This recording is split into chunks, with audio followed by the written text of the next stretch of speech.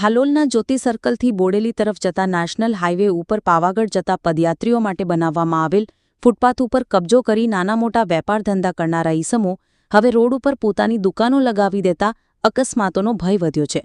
મુખ્ય માર્ગ ઉપર ટેબલ અને છત્રી લગાવી અમેરિકન મકાઈ વેચવા બેસી જતા વેપારીઓને કારણે આ અડધો નેશનલ હાઇવે આડેધડ પાર્ક થતા વાહનોથી રોકાઈ જાય છે, જેના કારણે વડોદરા તેમજ ગોધરા તરફથી પાવાગઢ જતા વાહન ચાલકોએ ભારે અગવડ ભોગવવી પડે છે.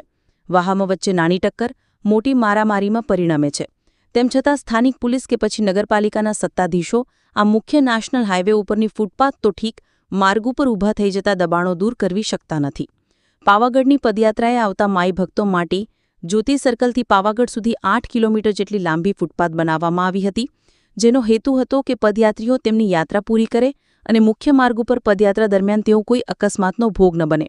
પરંતુ આ ફૂટપાથ ઉપર અત્યારે કેટલાક ઈસમો દ્વારા દુકાનો તેમજ મકાનો બનાવી દેવામાં આવ્યા છે.